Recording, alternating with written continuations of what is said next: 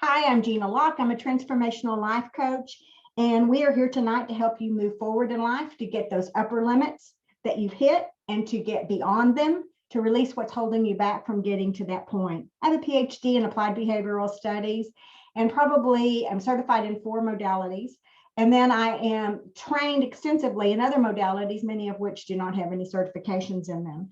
So I use a lot of different types of things. I use Western science and a lot of things about grit and emotional acuity and cognitive behavioral therapies and things of that nature, along with Akashic records and emotion code and body code. And I'm using human design extensively. I think it's a critical component. I use a lot of vibrational numbers if you happen to want something like that. So I go through and use those to combine to help people feel, to get the experience of where they need to be so they can move forward in life. The purpose of the Sacred Soul Container is to hold sacred space for you so you can release, you can activate, and you can move forward, to move out of surviving into thriving, and to help you provide a transformational experience for yourself as well as everybody that you energetically touch. So if you touch somebody else's life, we want for them to feel your high vibe and for them to experience that higher vibe. What we want to do is move this whole planet up in vibrational level where it's a better place to be. So tonight, this whole session is for anybody who's currently here live with us, anybody who has registered for us, anybody who will watch this later, or anybody who joins at a later time during this month or another month and wants to rewatch the replay. So the way I do it is I take all of the names that are in here and I go and I make a sacred bubble for each person that's in the group. So there's a sacred container for each one. Then each sacred container is asked to have anything that's energetically around that sacred container, which is your soul's stuff, your subconscious, to clear any energies that can just easily be cleared using the pendulum. I just stop and I just count it out and just say, I start at the star chakras and I count it out and I'll just go through and do that. And then I'll go to the physical and then the earth and clear all those energies. Then I put all of us into a bubble for a sacred container experience so that each of you can connect with the energies of the others that are positive. And only positive energies get out of that bubble you've got and go to another person.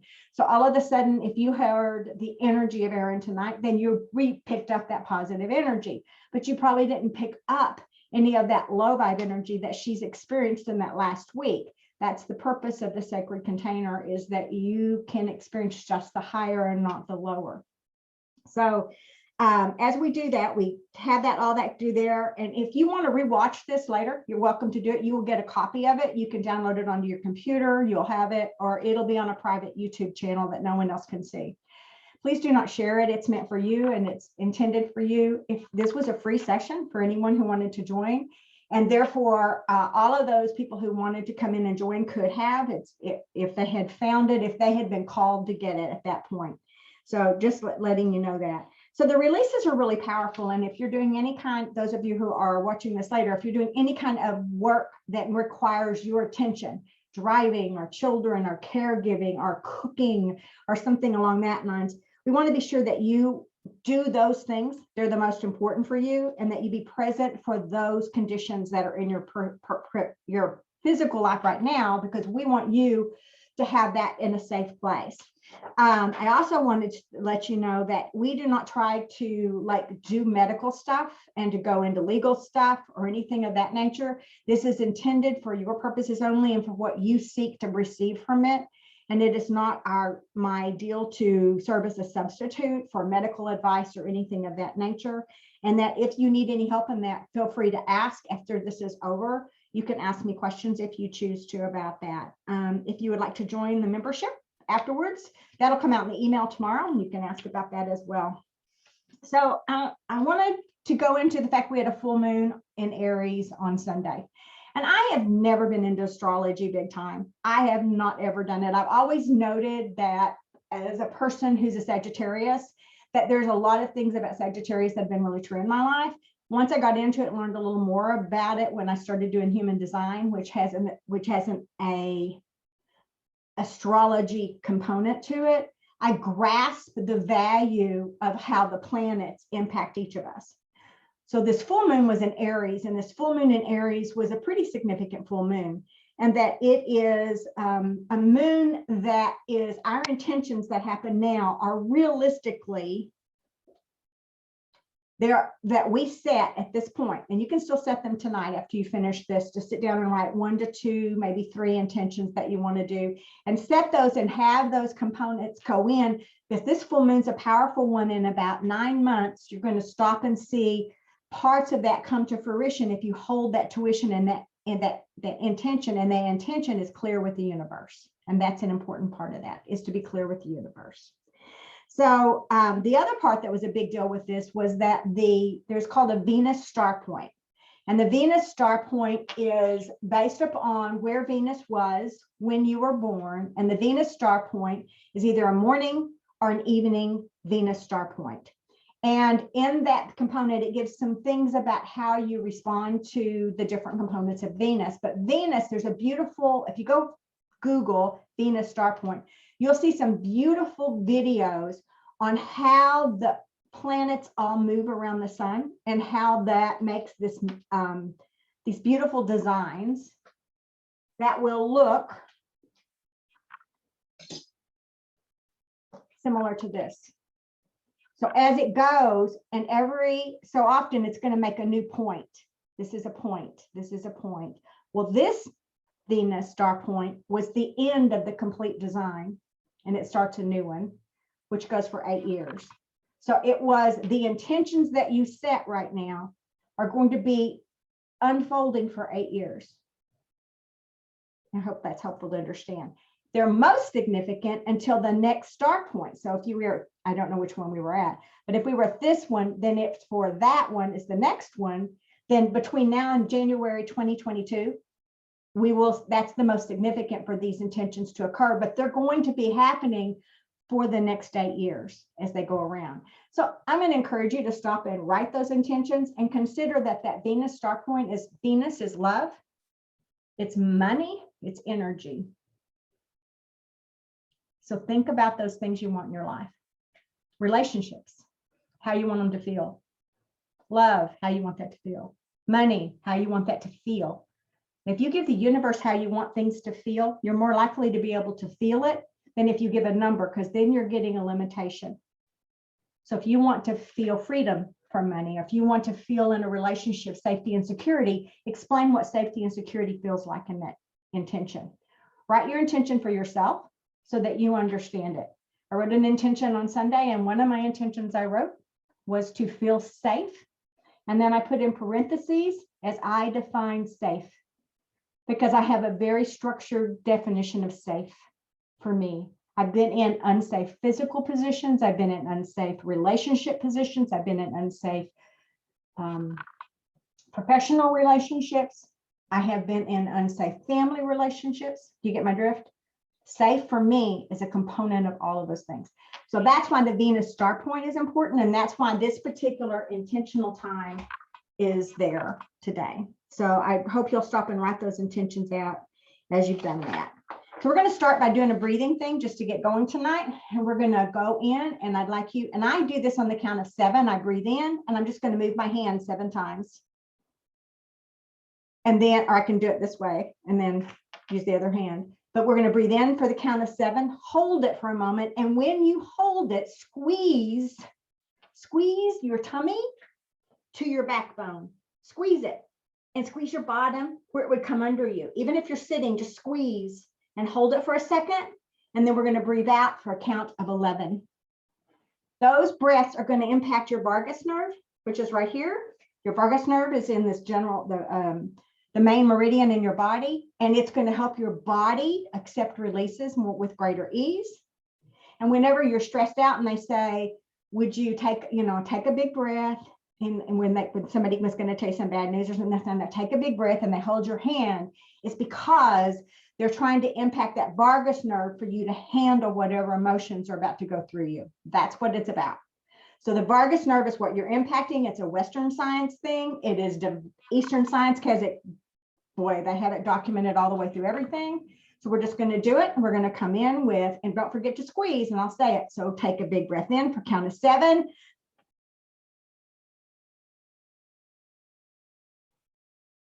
Now squeeze and then breathe out for 11.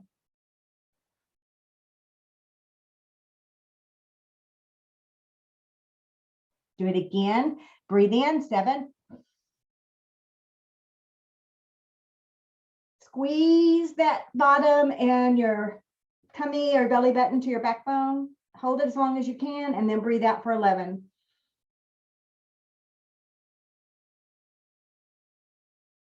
Do it one more time. Squeeze and blow out.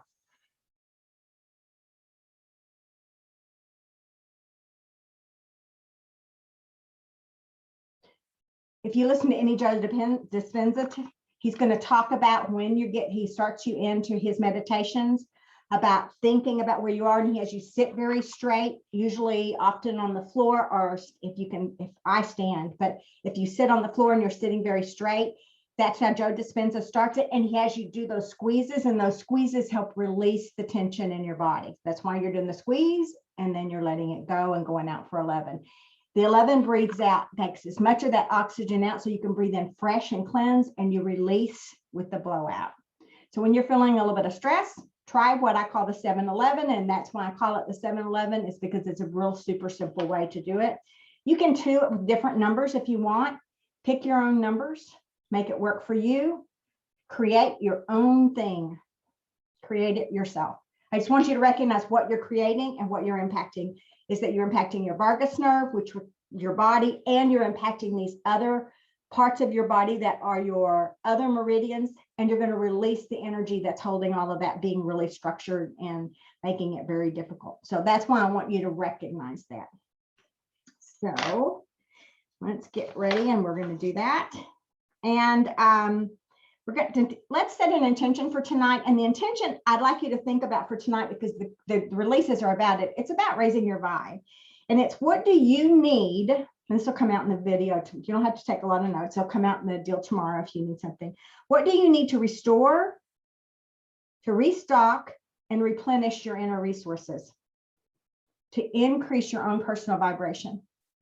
So what do you need to restore, restock, and replenish your inner resources and increase your own personal vibe? So if you can set an intention around, how do I get my own vibe high? How can I, when I'm having a bad, crappy, awful day, how can I get it higher by myself? 80% of the time you can get it higher, and 23% of the time you're going to need a little bit of support. But what can I do to do that? So set your intention tonight of how you want to choose to do that. And when you go back and re-listen, you can do it differently. So you might say tonight, I want to get the physical feelings of how that feels. Or you may want to get the emotional feelings of how this feels. Or you may want to get breadcrumbs on what are the best practices for you. Get your own intention set on how you could, or leave it just as this, that your intention is to restock, restore, replenish your own inner resources. And I want to know how my soul's wisdom is going to help me do that. That's what I want to know. It may be about self-care. It may be about feeling better. It may be about being connected to source for some people. And it's just allow yourself to remove the blocks that are preventing you from being able to restore and replenish your own vibrational levels when you get stuck. Thank you. So now I'm going to stop for one moment and do my little, let's see here, going through it. I'm going to get my prayer right quick.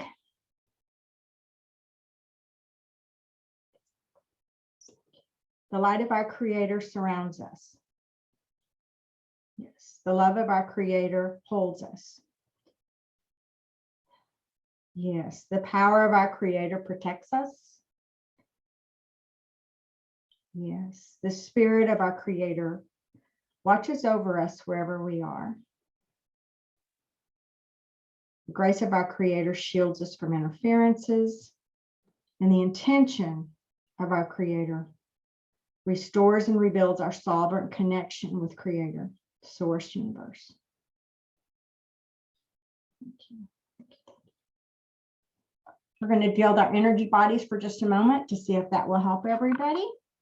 So I am going to serve as proxy for the group. I, Jeana Locke, serving as a proxy for this group, asked to place all of our mental bodies, emotional, physical, and spiritual bodies in our reciprocal circle, which is our energy of how we exchange energy between money, our relationships, our love, or any other way, the reciprocal circle, into the light of the Creator, the source of all that is, for the purpose to revive, to rejuvenate all of our energy bodies, our energy field all around us, our auras, and any aspect of our energy system. So that's going to be our star chakras. That's going to be all the energy around us. It's going to be our energy that goes out. That's going to be the energy below us.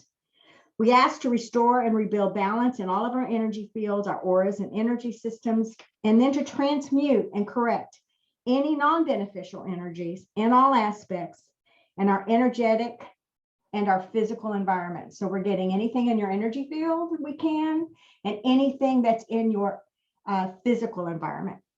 So that would be electronics if you have problems with them sometimes. So if you all of a sudden start hearing crackling on your phone, stop and ask to get that energy off.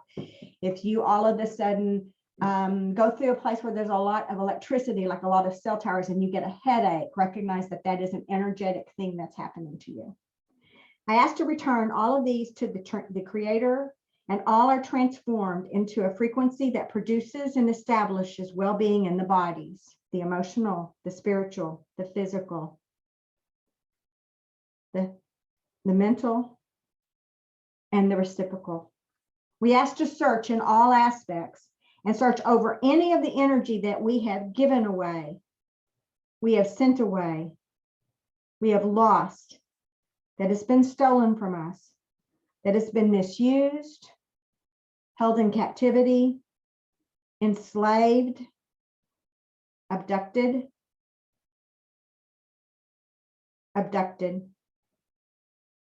hypnotized. We need to bring back any energy that's been hypnotized by others. Hypnotized, thank you. Any energy that's been coded to go to someone else. We ask to release any codes. Bring back all these other energies to the point where it was removed from you and corrected at the point of origin.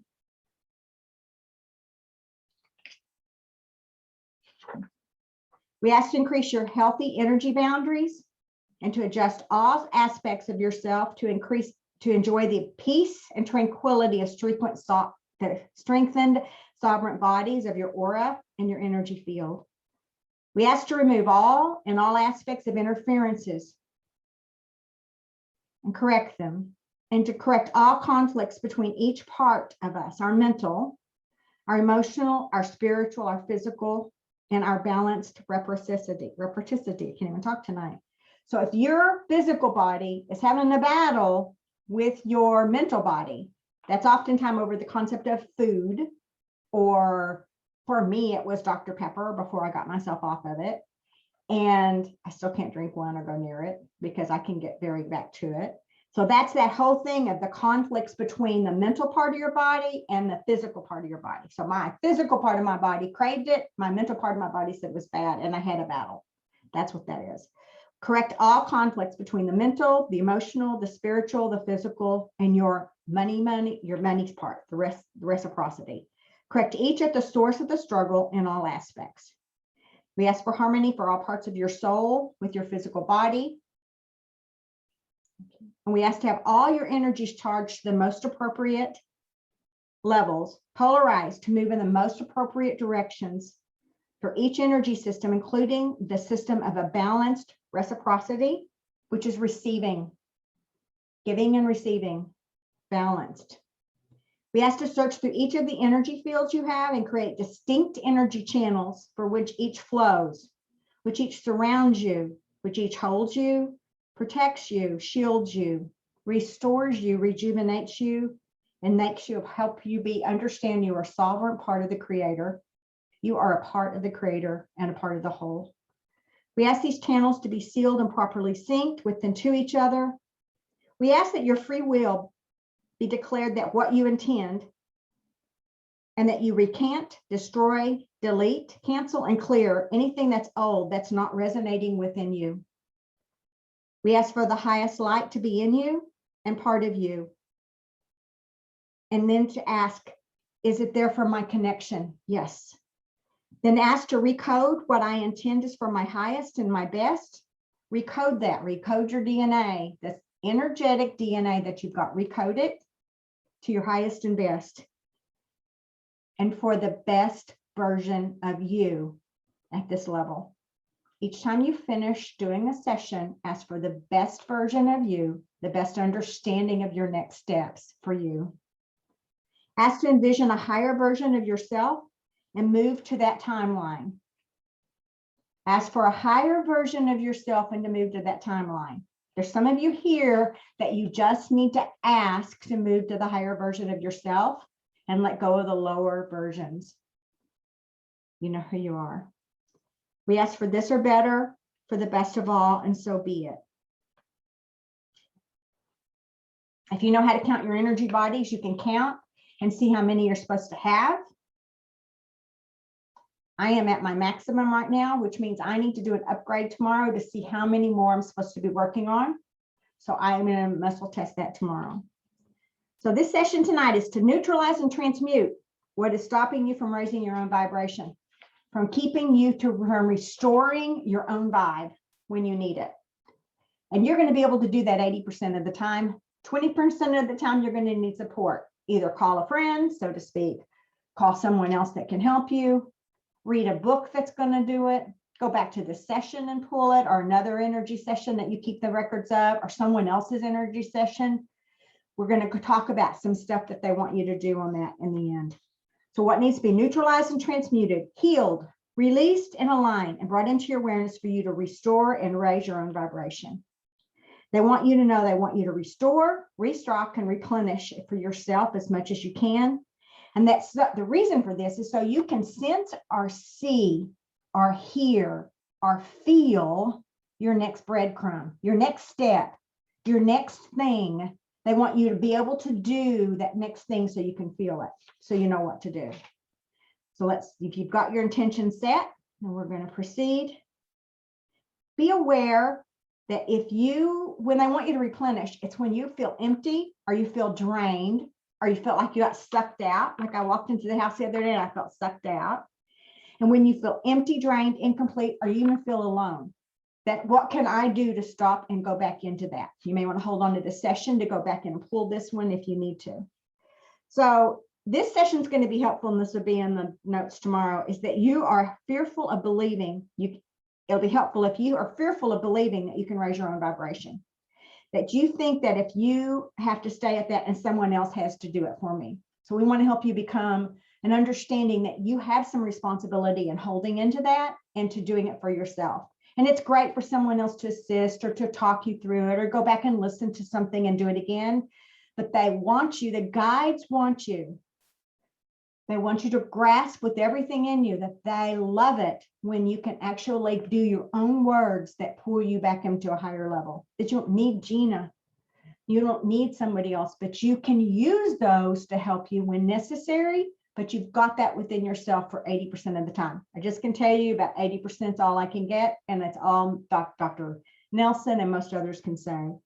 So you find this helpful. If you have some unwritten rules about how to get in a higher vibe, that it has to look like this, it has to feel like this, it has to sound like this, and it has to be like this. And that those unwritten rules are keeping you out of possibly your best way to get to a higher vibe. You're afraid to try different things to increase your vibe, so you're afraid that your way of doing it isn't going to be with the latest trend on Instagram. And if you post it, somebody's going to go, who do you think you are? That's not how you get in a higher vibe. Well, guess what? There's going to be somebody out there who's going to be exactly where you are, and they needed to hear and read that and see that, because those people who are saying those you don't do it that way are judgers, and they're saboteurs. They may not mean to be a judger, they may not mean to be a saboteur, but they should allow you to get in your own vibe in your own way. Also, this will be helpful if you want to be responsible for daily self-care and finding your own ritual, your own routine that's really easy for you, and you don't have to worry about it. Some of you, everybody has a different set of circumstances they live in. And mine's the easiest of everyone. I have the easiest circumstances of everyone. When I get up in the morning, I only have to make coffee for me. On the weekends, I see my spouse, so I do that for him. But I don't have any children that are pulling and tugging my energy. I don't have a spouse pulling and tugging my energy all the time. I have clients that I'm going to be seeing, and they may text me or they may email me or they may do it, and that may stop my normal routine. But with fairness, I'm not going to a traditional job that's sucking it out of me. So find for you what works for you. What works for you to bring your energy back to you and take it and use it. You don't have to do what I do. You can try what I try, but it may not work for you, that it may be different. So the other part of this is that this may be helpful if you want to rewrite your story of your life so that when you've had a difficult energy day, that everything sort of sucked everything out of you, that you can at least 80% of the time pull yourself back up out of it, at least 80%. To get there. So, and the other part is this will help you if you're fearful of following breadcrumbs that seem really different and you call them weird instead of magical. Instead of saying that was a magical breadcrumb, whoa, look at where I got led today. You go, that was weird. I shouldn't have gone there. Why would I do that? So I would just like you to say you're fearful of being rejected or abandoned if you do it. So we want to let go of that. So the whole deal is to remove obstacles that are preventing you from getting your own energy. The guys have shared this in the past and they're repeating it. A tough day when you feel your energy is sucked out of you is a day called contrast. That's what Abraham calls it. Esther, when she talks about Abraham and she talks about contrast, it is your energy's been sucked out of you. It is contrast. It's like, okay, here's what this was. This is this big ball of energy. And what was going on is not working for what you intend in your life. It's not getting you where you want to be. So it's called contrast. And all of a sudden they slam up this big thing of a red things hitting you or something hitting you and you feel contrast. Appreciate contrast because contrast is like a ricochet. It either sends you in another direction on a trail to follow the breadcrumbs to get where you need to be. And it'll just keep giving you contrast until you get on the right trail. So appreciate it. Or it's going to get you to clarity. All of a sudden you get total clarity. Like today, I was like, okay, it's raise your vibe today. And I had this whole thing written and planned on what I was supposed to do from last week. And then the last 2 days, I've had so many people contacting me about the energies hitting them, what's been going on and what's been happening. It was about and how hard it was finding to raise their own vibe when they normally could do it. And it was about trusting themselves to be able to do it. And it totally changed. I had this contrast. Oh, you're not supposed to do that. You're supposed to do this. And so I went over here. And before I knew it this morning, I had been guided to this video on this whole thing to do, which was an amazing thing that made me stop and recognize, here's what you're supposed to be talking about. Here's how you're supposed to be doing it. And here's how you would guide it. And then I went in and wrote up, okay, how do we get back in here? And how do we say that we want to replenish our inner resources? And all of a sudden they guided it through with great ease. But before that, it had been quite a struggle to get it to right. So the guides are saying, take contrast as appreciation, and it's hard to do when it's happening. And just say, I'm very grateful for this gratitude. Now show me the next breadcrumb. Get me to the next breadcrumb. Is it a book? Is it a video? Is it a song? Is it words something? Is it something somebody wrote in an email that they did? Something that helps you get there. So now we're going to do getting in here to neutralize and transmute, heal, release, and align what is brought into your awareness for you to restore and raise your own vibe. The first one is a limiting belief. And this is literally the top thing on the whole night is a limiting belief that is, I don't have the ability to protect myself emotionally. So this is what is like it's called embodied code, is that there are layers underneath this. The whole thing for the whole night is removing the limiting belief that I don't have the ability to protect myself emotionally. And everything we release is holding this in place. And it's got layers of layers of layers. So think of an onion, a great big onion. And you just took off. So the first one is, I don't have the ability to protect myself emotionally, is this whole onion. And the first layer that holding it is in place is called saboteurs. It's a low vibe energy that's sent by others that says you don't have the power to do this for yourself. You can't do it. You don't have to do it. You have to come to me to get this done. Those are saboteurs who say, oh, you aren't enough, you don't know enough, you can't do it enough, and that kind of a deal. So we want to release the concept of saboteurs in your life and that you believe that you have to go to someone else to get it healed. Now, don't get me wrong. I'm not trying to say that I don't appreciate you being here. And I'm not trying to say that I don't value you being here. But the point being is what you grasp from this is what you take out and you live your life every day. And you come back in for me or for any other energy person that works when you need them, not because they need you. You come back because you need some support for that 80% of the time, or you're stuck on a particular process or a particular concept, and you're able to let go of the fear of working through some of it by yourself, whether it's journaling or exercise or yoga or mindfulness and going through that list of things. And I'm not saying I don't appreciate it and I don't value it. And it is a big deal in my life to be able to have people join and be a part of this. But with that, it's that you want to recognize that others who tell you you have to have them to make it, it's not true. It's helpful 20% of the time. And the other percent of the time, you can figure it out. And sometimes you need a whole bunch up front to get to that later.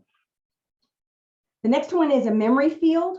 And the memory field is like a storm. There's a big storm right over you. And all you can remember is this really crappy time that you did your own energy clearing and you got it, you tried to get it off, it didn't work.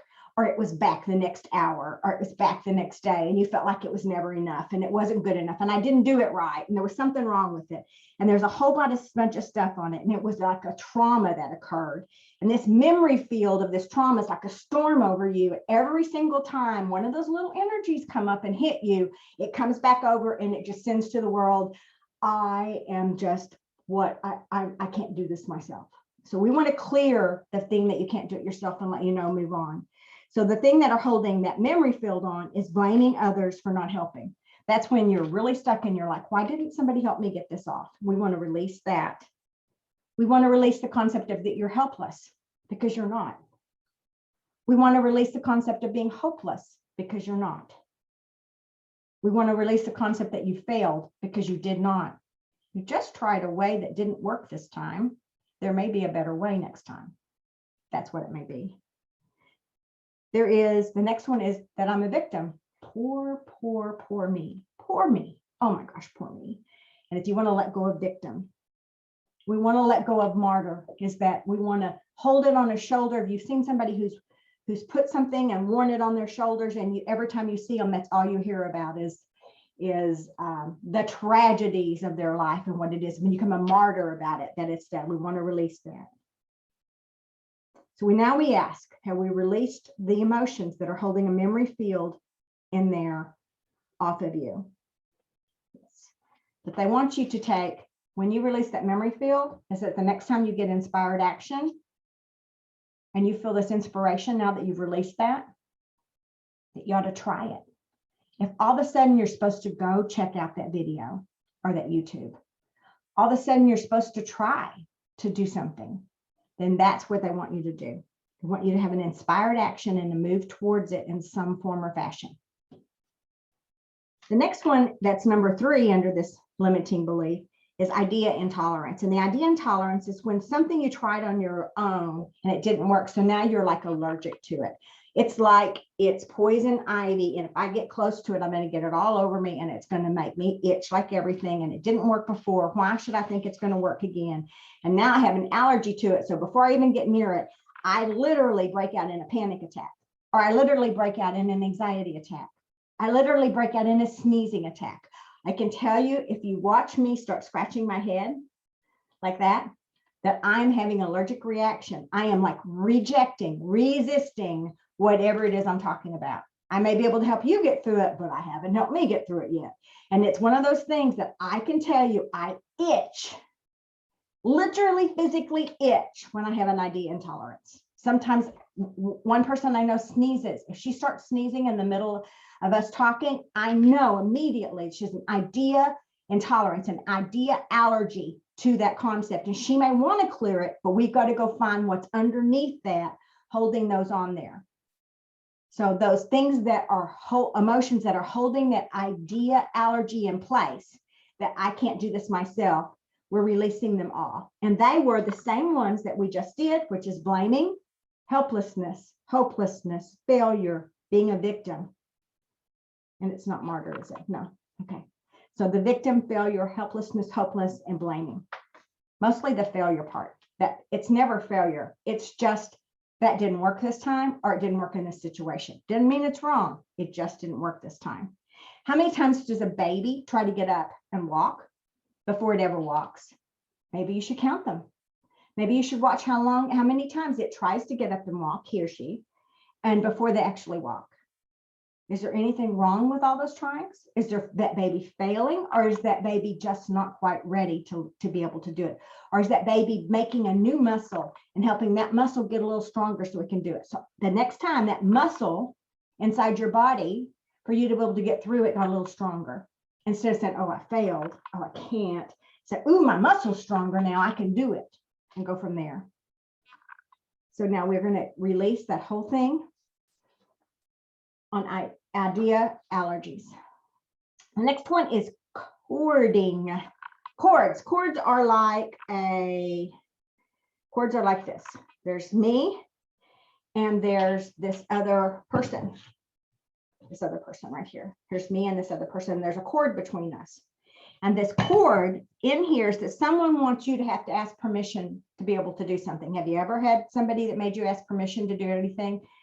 I had a boss, and I had this wonderful boss who was like, here's the outcome I'd like you to do. Andy Dement, most awesome boss the world ever made. Here's what I'd like you to do, and here's the outcome. Come and give me a report once a week and let me know how it's going. If you have a problem, come and ask me. I'll help you solve it. If you have something good to share, write it up so I can tell the board. And that was the way he went. It was awesome.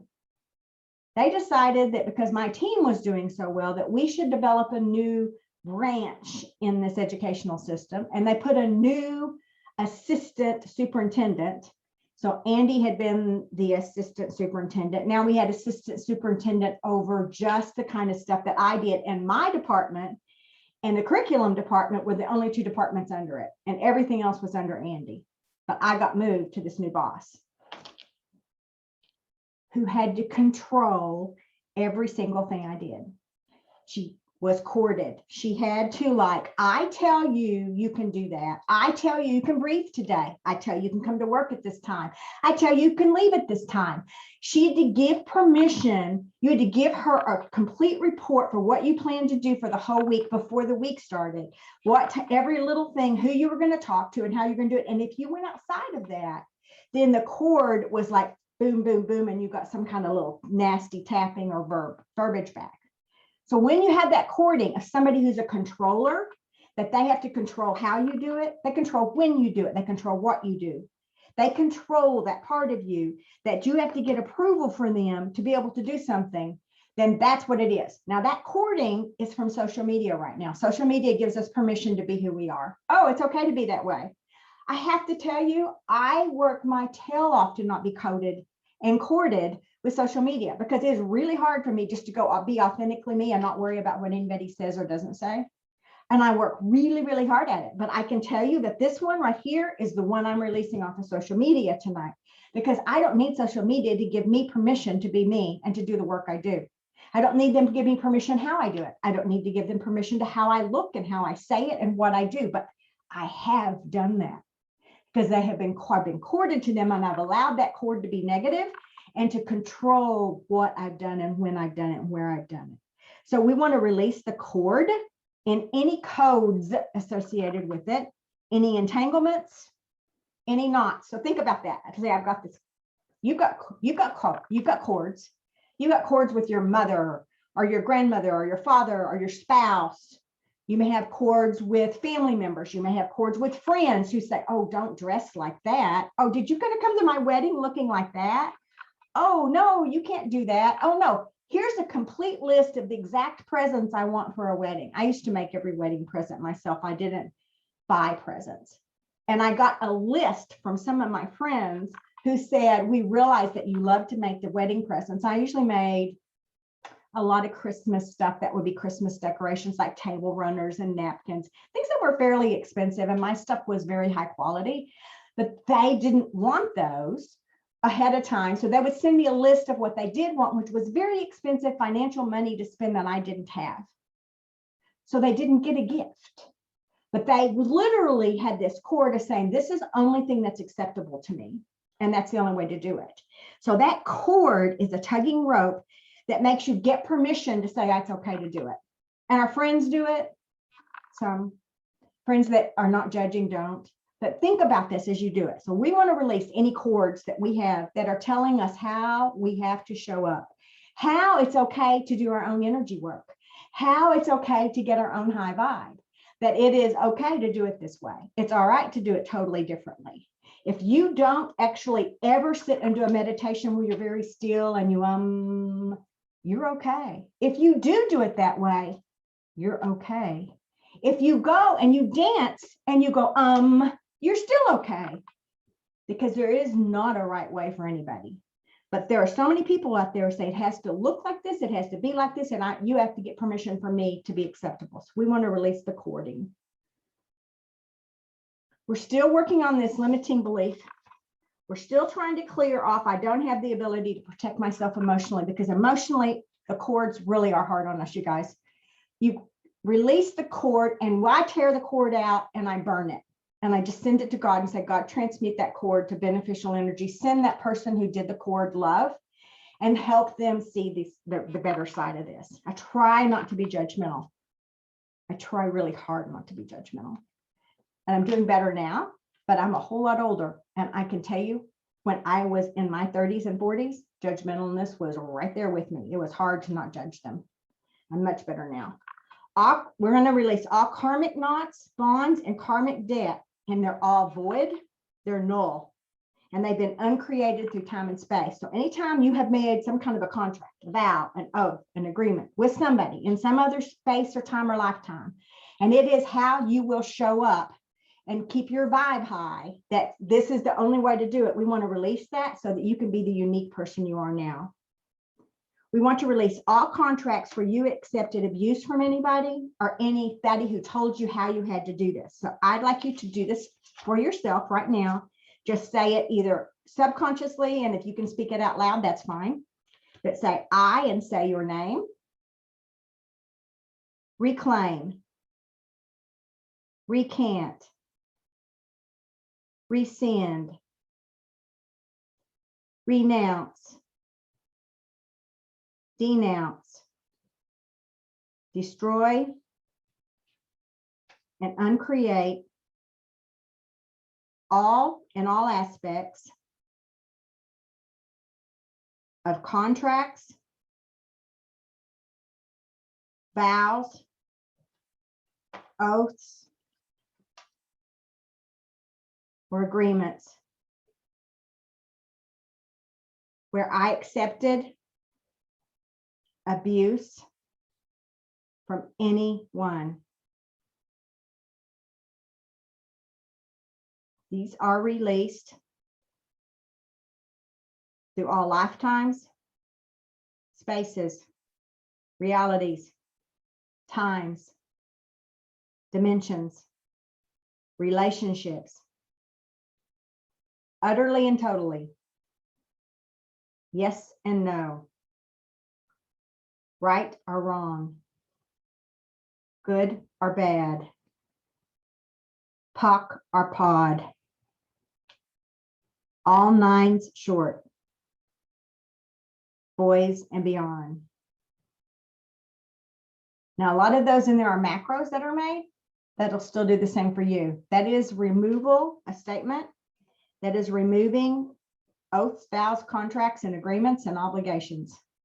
When you feel you've had an oath, vow, or contract or an obligation, go back and hear this part, make a note where it's at in the video, and go back and do it and say, I release from John Doe this contract, because you know when it's happened or when it's been there.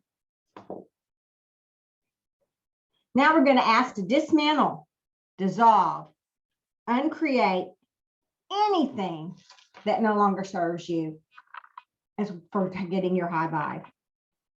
We ask to dismantle, dissolve, uncreate anything no longer serving you. I want you to close your eyes and see anything that we used to have that you know was bad for you. Just close your eyes and see it like pieces of tar stuck to your body. It's a piece of tar that's stuck all over your body. Now I want you to see that tar being sucked off and cleaned off, and all of a sudden you're sparkly and beautiful, and God's pulling that tar up and burning it and transmuting it into something good. So just think about it. Just see yourself with it on you, and then watch God suck it off and clean it off and clean you to your shiny. Imagine it is gone and see it gone.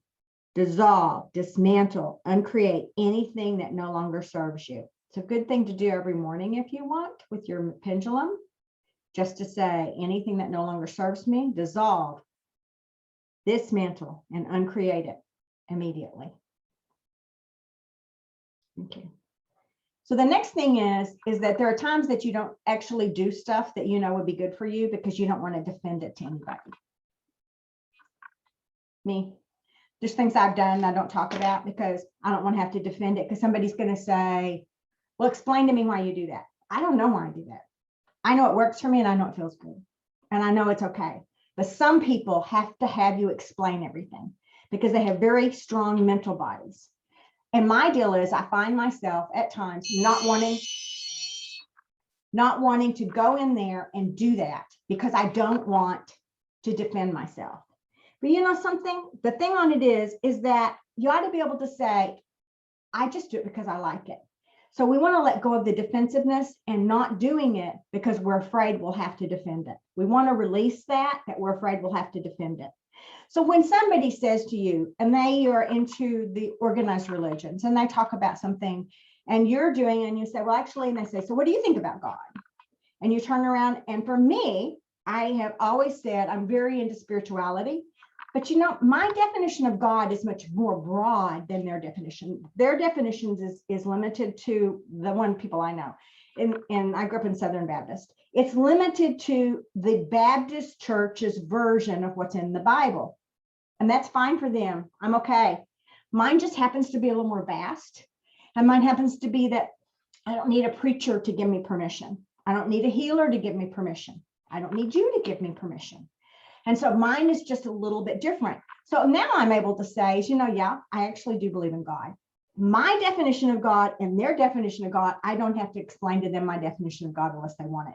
Now, if I don't want them to believe that I believe exactly like they do, and although I often say, I really look at it as a lot more about spirituality, the concept of it's the same. That's where it came from. And I just sort of leave it. And if they go into a whole lot, I just stood there and I literally, because I have a whole family of this, gigantic family of this, I let them go on and on and on. And I nod my head and I said, that's great. And that they're like, and they try to get me to defend it and I don't. And I just leave the conversation because it's really none of their business. I don't get defensive anymore, but I can tell you that it is a whole concept of that deal of not having to defend it, but just knowing what it is inside yourself. And sometimes I say stuff when I know, I ask, am I supposed to say that? And if I get a yes, which is a sway forward, then I say something. If I say no, then I don't. But I usually say, am I supposed to say this? And I think in my head, am I supposed to say this? And if I get a yes, then I say it. If I get a no, I don't. And oftentimes I'm not supposed to say, I'm supposed to just smile and say, actually, I am a really big believer that there is something so much bigger than us. And I can say it that way. And what are they going to say? Because isn't that what they think God is bigger than us? So it's a good way to handle it. You find your own vocabulary though. Find your own way to describe it so you're okay. The next part that defensiveness is cleared. Yes, thank you. The next part is overwhelm. And overwhelm, it feels like you have too much to do to take care of your own self-care. Too much to do. So the last couple of days, I've had a lot of text messages that have started me at about 6 in the morning. And they've started out with people who had been in some panic attacks and some things that were where they couldn't get a handle on their own clearings, if that makes any sense. They couldn't. And that's okay. So as I did that, and there's some people I have some standing work with, they have a thing they do on a standing basis. And those people that know if that happens, they can text and do that. And I stopped. So my days got really messed up. I literally, for the first 3.5 hours on Monday and on Tuesday, worked on clearing for other people that had gotten stuck from this high vibe, this emotions from the full moon and the other stuff that had come about. And they were like, what just happened to me? I don't know. And for me to get some clearing so they could finish it up and get going. But I ended up having enough of that. And my day got off. I ended up doing my own clearing till mid-afternoon. That was okay. But I can tell you, tomorrow morning, I need a time when I can just go in there and do for myself first. Because otherwise, if I have that every single day, I'm going to get an overwhelm. So clearing for overwhelm is to be able to find that time and that space for your own ritual. It's too much to do my own self-care, and you didn't know how to get it in. So we want to clear that that's not there. The next one is effort unreceived. It's that I did all of this. This was me. This was me in 2018. There's some of you on this call who know me in 2018. This was me in 2018. Effort unreceived. I did all of this. I have eaten it right. I have exercised. I've done all of these things that were supposed, that have always made me feel better, and I don't feel better. My effort is unreceived, and I was mad at God. I was mad at the Creator. I was angry, and I was at a really low place. We want to release effort unreceived so you can see the next breadcrumb. Because once I relieved effort unreceived and I released it, I saw the next breadcrumb and I moved into it, and it made life much better. The next one is going to sound very crazy to some of you, and some of you have heard of it and some of you hadn't, but it's thought form low vibe consciousness. And thought form low vibe consciousness are thoughts that are in less than 500. David Hawkins has a book. It's called Power versus Force. And in it, there's a scale of consciousness. Now, my personal belief is a scale of consciousness is 0 to 1,000. I believe consciousness goes beyond that, and that you can have consciousness go way beyond it. But I do think that 500 and below is very low vibe thought form thinking. And that we get into those thought forms, and it's very hard to pull ourselves out of that 500 and get up here into the above that. So the first one that came up was that we have, many of us, when we get there, we want to pull and let go of that. It's confusion, and we get totally confused on what we need to do. We get confused on how to take care of ourselves. We get confused on what to do next. Look at all these stupid things. Okay, I got some books this weekend on self-care to do. I ordered from thrift books. I got a whole bunch of, I got all these books on all these different ways to do self-care. And all of them insist that it's the right way to do it. No one even gives anyone else the deal of here's one way to do it. All of them is like, that's the way to do it. So as you stop and look at that and you see that whole list, that's confusion would happen to anybody. So the concept of it is that there is some of this in this book that's very helpful because I skimmed it and I muscle tested which part to read. And then I muscle test which part to read on this one. I haven't read this one yet. This one had some really cool stuff in it. This one on self-esteem, it was pretty helpful in places. This one, the Living Consciously, had 2 chapters that I really, really liked.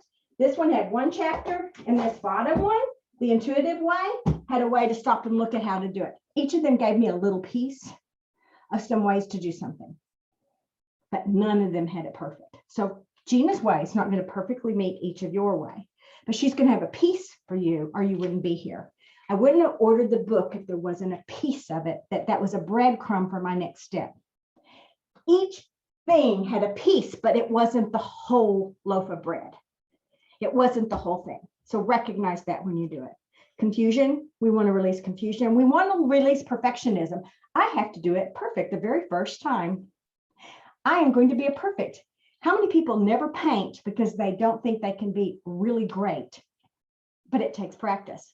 How many, I can tell you, so I want to give a story about this. When my nephew was born, he was the first little baby in our family. And when I changed his first diaper, now I had grown up babysitting and I babysat a lot of kids. They were all little girls that were babies and no one was a little boy, not a little boy. So if anybody's never changed a little boy's diaper, you won't grasp what I'm talking about. But my first time to change his diaper was that I got to have urine all over my face because I did not cover what I needed to cover because of this little boy. My perfectionism was I thought I knew what I was doing. I knew how to do little girls' diapers really good, but I wasn't so great on little boys, and it took a little practice to get in there and to get it where it was halfway decent. I don't know if I ever got perfect. But what I'll say to you is that perfectionism is something we all hold on to. If we don't do it perfect, we're afraid to do it. Doggone it, that poor little boy would have been in really dire shape if I hadn't bothered to change his diaper when it was wet, because my perfectionism would have said, oh, I didn't get it right. I can't do that. And that would have been quite unfortunate because I had him by myself a lot. And it would have been awful. So just get the concept of it is that we have to let go of perfectionism. We don't do it everywhere, but we only do it when we're forced not to do it. When we don't have, when we cannot do it. Like that little boy had to have his diaper changed and I had to learn how to do it and I had to figure it out. But when it came to doing other stuff, perfectionism kept me from going there. The next one is overthinking. Overthinking about what could go wrong. Those are the people who have too much mental. I overthink it and I can't do it this way because number one on it is I don't have that much time in the morning, or that's going to cost too much money. It might not even cost any money. Or it may be like, I can't afford to buy this fancy Epsom salt stuff. Well, you know, you can make Epsom salt for almost nothing. You can fix your own and put some scents in it if you want it, or you don't have to put any type of a smell in it if you don't want to. You can mix some baking soda and some sea salt together. That's really cheap in the bags. You can buy 5 pounds of that and put it into your tub, and you're still going to get magnesium in your tub, which is going to still help release energy. Think about all the things we did, but we use excuses on why we can't do it. So overthinking it is there. Release that, please. Okay. Doom. It is doom. It's going to be a bad day. Have you ever said tomorrow's going to be a bad day? Have you ever announced to the world it's going to be a bad day tomorrow? Guess what tomorrow will be? A bad day. Tomorrow will be a bad day. If you say tomorrow's a weird day, it'll be a weird day. If you say it's a magical day, you can at least set in motion the concepts of magical. Set in motion the concepts of magical. So let go of doom and try to take out the doom out of your voice. Low self-esteem is thinking I'm not enough and I have the imposter syndrome. This has been me on some stuff lately. So the imposter syndrome was a whole thing on when I would get stuck, and then all of a sudden I would think like, well, who do I think I am? You know, gosh, Jeana, you got all those pieces of paper and have all those degrees and you know how to teach and you're really good at that. But who do you think you are over here? And I get this imposter syndrome when I get stuck. We're all going to get stuck. Remember that onion with all those layers on it that I've been saying we're taking off all these of? I've been taking off layers of that onion off for years. I spent years putting layers on that onion.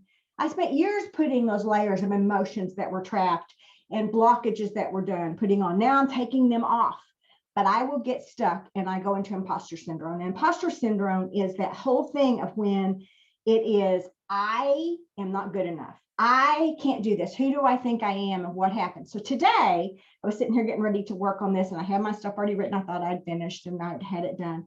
And all of a sudden I got this email. And it was like, I got this huge thing of open this email. I don't normally open emails from this person. And I like her work. I just don't open her emails a lot. I opened this email and in it was this thing in there. And I was like guided, like I went over and started doing something else and started typing everything else I'd have it typed. And I did something else. And then I was like, I looked over at this other, I have a computer sitting right here. So in this other computer, which is my laptop, which is right there. All of a sudden I look over there and I'd see that email sitting there. And I sit there and for some reason, it's like this thing on this just kept bloating out. TED Talk, TED Talk, TED Talk. So finally I went over, I clicked it. That's why my ear things were in. I clicked it and I said, okay, I'll listen to this TED Talk. Surely they want me to listen to it. It was all on imposter syndrome. Imposter syndrome, which hit me all over the place. Imposter syndrome is a whole thing on looking at what it is when we get it and what happens to you. And what I will say to you is that is the whole concept of that. When we say, I don't have the ability to protect myself emotionally, it's imposter syndrome. The imposter syndrome that says, notice that, was that the voice within you instead of your own? Was that, if you wrote that down and wrote down that I don't have enough to do it, would you actually be able to write down very much, or would it actually come out to be not true? Step back and look at it and say, am I actually not good enough? Just look back and say, oh, and recognizing that you've done a whole lot. Focus on what you have done. Review, revise, and recommit. Stop and go look back at it and go, wait, I actually have done this in the past. I just need to go differently. What I'm trying to do right now is not working because that's not the way to take this layer off this onion on this part, but this over here might work. And then I try that. So there's a whole 12 things that were in there, and only one of them was call a friend, which was call another person to help you get that off. And it was really interesting as I stopped to look at it, was these are all the layers we have, but there are things that are holding that on. These were all of the emotions and all of the fears and all of the anxieties and all the panics that we're holding on. I don't have the ability to protect myself emotionally when we actually do. So as we look at that, we want to release imposter syndrome because we've got it. The next part we want to do is that, is there anything else we need to release? There's something else I want me to do on it. Just a second. Is it an emotion code? Yes. Is it an A? No. Is it B? Yes. Is it B odd? No. Is it B even? Yes. B even. Is it B2? No. Is it B4? Yes. B4, number 1. No. Number 2. No. Number 3. No. Number 4 is yes. B4, number 4 is panic. How many of us have felt panicked? How many of us have felt panicked when we got ready to get rid of whatever's got us stuck that day emotionally, and all of a sudden we can't get it gone, and it's not gone fast enough, and we have this panic feeling? So we want to release panic. Yes, there's more. Is it an emotion code? Yes. Is it A? No. Is it B? Yes. Is it odd? No. Is it even? Yes. Is it B2? Yes. Is it B21? No. B22? No. B23? No. B24? Yes. B2. Number 4 is lack of control. And lack of control is when we think we don't have any control over this. And sometimes we don't. And sometimes that's when we use something like a pendulum. And we just say things like, let me see if I get this higher. Got to get something under my elbow. Give me a yes. Give me a no. Thank you. Show, neutralize, and transmute whatever's preventing me from moving forward, and just let it twist its way out. Neutralize and transmute whatever's keeping me from moving forward. Neutralize and transmute, neutralize and transmute, neutralize and transmute. And let it do it until it turns it out. It may take a long time. No. So that's what they want you to look at on that when you're doing that. And then they want us to stop and do optimizing. So optimizing is, this is the little purple orb. And this is a little purple orb with all these energies we just released all over us. See all those little black tar things on them? The little purple orb has tar things on it. Whatever color your orb is fine. This was just the color they had me pull up. So this little purplish orb has all this tar stuff on that, was the stuff we just took off. So now we just ask that we go on there and we're going to optimize that. So we released all of it. We either released it with a pendulum or a motion code process like that, or we used it with our intention and we counted it, whatever process you use to do the releases. We're going to get rid of those. And so we released all of those. And now that little purple orb has all of this over here where we've released this space. It's off. So we've optimized that. We've cleaned out those other yuck ones. We cleaned all those out and it left this much other space. It's got a little bit of pink thing to it. So now we've got this space right here that you can see. And what we want to do is we want to activate to fill this in with light, love, and with what you need to be able to get good breadcrumbs, to get good steps forward. So we want to activate now. So, and recalibrate our records. So here's what we're going to do. So we're going to activate, and I'm going to use the pendulum so you can see how I would do this today, just because you can do it several ways. You can actually verbalize it and state it until you feel it with a yes or a no with your sway. I'm going to ask to activate the highest version of you, of each person that is listening to this call at any time. Activate it. There are 35 people in those sacred containers today, including me. No, me, I make 36. So activate the highest version of each of us. And some of us need activations. My yes goes straight backward and forward. So now we want to download understanding that contrast leads to clarity. So when you have a contrast day, it leads to clarity. which leads to knowing and trusting the Creator.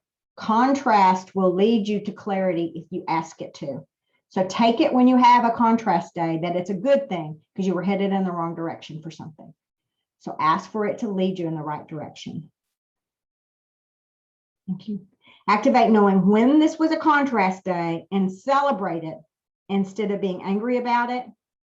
Ask for it to lead the clarity. We want to activate, activate, activate. So we downloaded first and then we activated.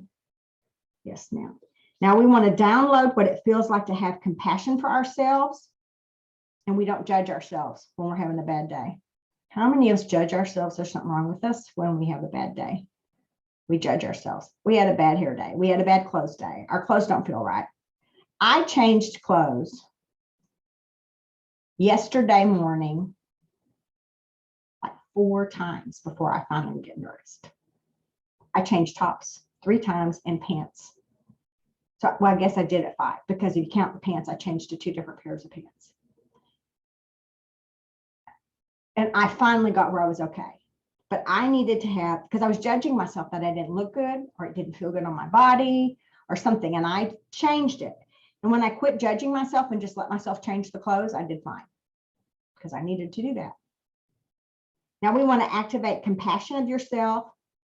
And for you to know that your vibe is yours, Jeana's vibe is Jeana's, everybody else's vibe is theirs, and that it's not your responsibility to fix it. It's not your job to fix everybody else's vibe. It's your job to take care of your own vibe.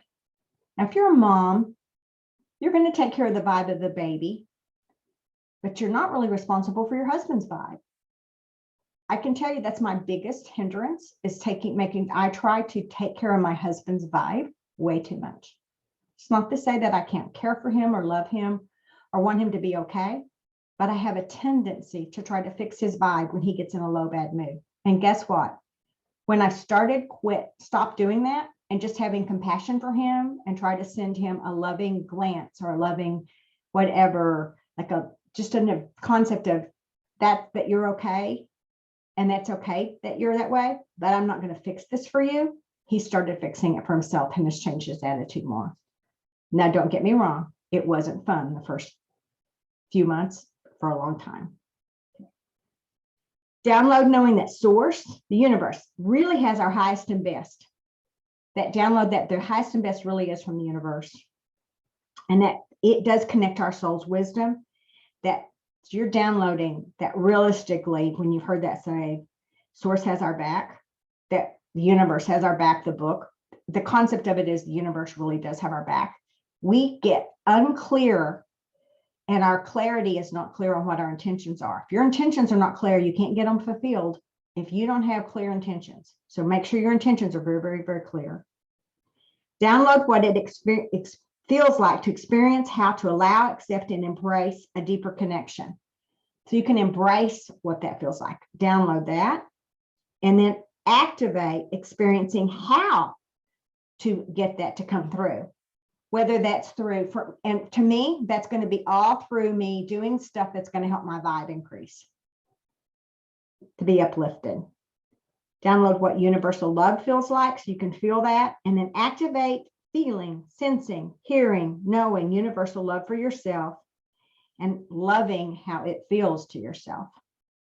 Have you ever stopped and looked in the mirror and said your name and said, I love you, straighten your eyes, and say it 5 to 10 times, just as meaningful as you can? It's hard. Hardest thing you can ever do is just stop and look in the mirror and look yourself in the eye and tell yourself you love each other. You love yourself just exactly the way you are, no matter what. You can tell that to another soul with ease, but it's hard to tell it to yourself. You'll see yourself when you'll look at your body flaws. I'll look at myself and I'll see what I see are flaws in my body, and I'll think of those, and it takes me a long time to do it. So activate being able to actually know how it feels to actually love yourself, and activate what would love do in this situation. Because whenever there's a contrast, what would love do? I have contrast on what occurred. What would love do? What would love do in this situation? The creator is love. What would the creator do in this situation? How would the creator handle it? And if I can activate that, knowing what to do, it'll be very helpful. So Saturday, the house in Oklahoma that Bob has, my husband has, it's his house, has, there was a big ice storm in Oklahoma in November, like a humongous ice storm. It was not a minor ice storm. It took out probably over half of the trees in the city, and in about 100-mile radius around the area were completely destroyed. So we lost all but one tree out of our yard. Most of our neighbors lost their trees, or half of them, or if not more. And literally it looked as though a bomb had gone off in Oklahoma City, Edmond, Norman, up to Ponca, out to Yukon, El Reno, and then on over. It looked like, it didn't hit Tulsa, thank goodness, but it looked like a bomb had come through the Oklahoma City Metroplex area, because the ice had come in while the leaves were still on the trees. The leaves hadn't fallen, and it took the branches and it broke branches that were this big around just off. So trees were taken out. So we actually took out stumps on Saturday. So we rented this stump grinder. We went out and we rented a stump grinder. My plan was to work inside the house and do a bunch of stuff inside, and had all these plans, but my husband was out working, and I ended up needing to help him, which was important, and that was fine. So I moved all of the rocks, which were big rocks that were around the tree, and then I had to move them into the flower beds, and then there was like digging all the dirt up around the roots and doing all this stuff. So my body, I physically was very in tune with the present moment of being present, because this big stump grinder is not very conducive for you not being present, if you get my drift. If they're not, I wouldn't say that I wouldn't have a child or a dog, and I wanted to make sure none of the neighbors came near when we were out walking. It is a big machine, and it cuts this dirt, the stump, and it just digs it in. It sends stuff everywhere, goggles and the whole works for us. Spent the whole day. We started, I wouldn't say the whole day, 8.5 hours, something like that we're out there working solid, doing this and this stuff, and totally present to the moment of the stump grinder because of the importance of it. So we finish, I would go in, close the garage door, literally strip down in the garage, because we're both so absolutely filthy dirty. We didn't want to have to scrub the house and clean the house afterwards. So we did that in the garage, shook everything off, our hair and everything else where all the wood chips are, go in, jump in the shower, get out, do that kind of deal, and came back in. And as I sat down to chill out, relax, and to be, I really recognized that I felt really good. I took a couple of Advil because I knew I was going to be sore, because I moved some big rocks.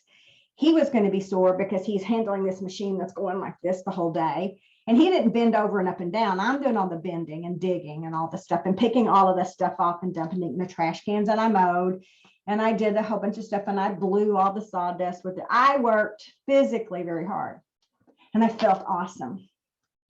Guess what? Jeana releases energy when she physically works hard. That's my best. It's like exercise for me. I was concentrating on the movement of keeping everything is conducive for him to get this off and done and still be safe for him, for me, and for our neighbors, and to get it out of there, because there's a big hole in our yard now where it is, which is great. But for me, I released so much energy, so many released emotions that were trapped. It was such a satisfying feeling to go in. When I showered, it was like, oh, this feels so good, but I felt good. I didn't hurt. I wasn't upset. I wasn't frustrated. So what I'm saying to you is that that's not the way everybody could release emotions.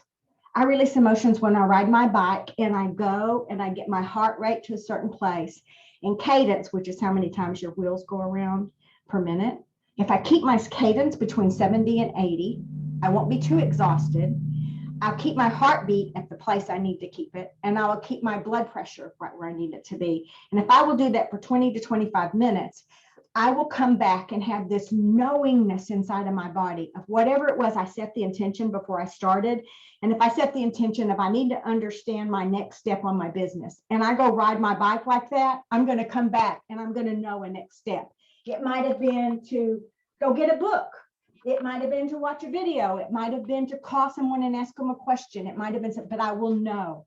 If you set the intention before you do the thing, whether it is your meditation or your exercise or your mindfulness moment or your yoga or your energy session, if you set the intention of what you seek out of it, your chances of having a breadcrumb show up afterwards are greater. I didn't set an intention before I started helping my spouse.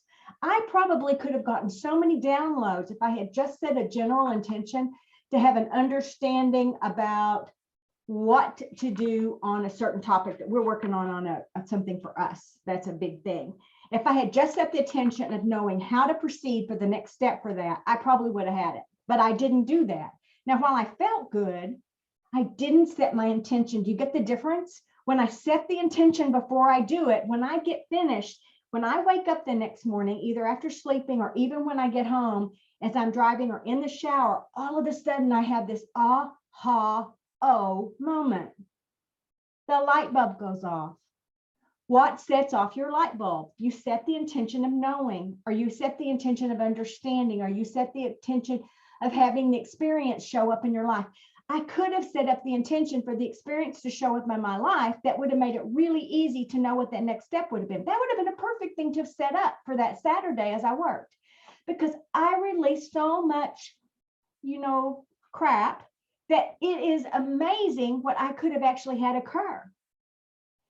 Just set the intention before every energy session, before every meditation, before you get in the shower. Set the intention. If when I'm in the shower, Creator, if that would be okay with you, I'm really ready to know what to do with my business. I'm really ready to know how to meditate more effectively. I'm really ready to know whatever. And all of a sudden, you might get an email that has the exact thing in it, like a YouTube I got today, that was 15 minutes. That was perfect for me to have an understanding that most of the time when I'm stuck, it's because I feel like I'm in imposter syndrome. And I have a checklist now to go through and clear on that I didn't have before today. And I will share with you. But I'm just letting you know is set your intention so you can clear it, that you can have it show up. So now I want to do something I've never done before, and it's new. So I would like to sit and we want to activate whatever you set today, and we cleared. And then we did activations. Now we want to go through your chakras. May we connect with each person in the sacred container. Yes. We're going to activate from the earth chakra all that they need to know that resonates with them for their intention to show a next breadcrumb. Activate. Let them feel it. Let them sleep. And when they awaken, they have a breadcrumb of some sort for the intention that they set. Now we're going to go to the physical body. Thank you. And we're going to go to the root chakra. We're going to activate feeling safe. Feeling safe. To do that inspiration. Now we're going to go to the sacral. And the sacral is we can take action up on that feeling safeness and that thing that we just got. The sacral is the action, the workforce part of you. Then we're going to go to the solar plexus and we want to activate hope and dreaming that it's going to be okay to do it. We want to activate the things that help us sort of see a more enlightened way. Okay. We're going to go to the heart center, heart chakra, and we want to feel love about at least getting the ricochet we needed or the new indication to at least try something so we're not stuck. So let the heart feel the love and the joy and appreciation and the gratitude for getting a breadcrumb. The throat, thank you. The throat is so you can speak it or write it or say it. And you find some way to activate it within your body. This vocal cords does something, even if it's written or if it's spoken, if it's a poem, if it's a video, whatever it is that you feel activated. Okay. The third eye is that all of a sudden the vision can get bigger. And after you've had this one step, that the next step will show up. We want to activate that crown, the third eye. You want to activate this so you can see that next step, even if it's just a breadcrumb. And then the crown, for to see a bigger picture, the big picture, the overall picture. And we want to go to all the star chakras above us, that we are totally connected with Creator, and it's all in alignment with exactly who we are. Okay. So if you will close your eyes, I want you to envision a blue circular tube coming from the Creator, and it's going through your body all the way down to the center of the earth, and it is your Hara line, which is every moment, that this exact moment in time in every single universe or reality or experience or lifetime that there was. It's this exact moment. And we want to cleanse the Hara line of anything that is hindering you. Just see that blue tube going through you, and just envision it being, oh my gosh, all the energy from the Creator all the way to the center of the earth can go up and down and flow, and it has no hindrances. And we activate that to continue for as long as you need it. It may be time till you sleep. It may be longer. And if you need to reactivate it, to pick up your pendulum and ask to reactivate. Yes.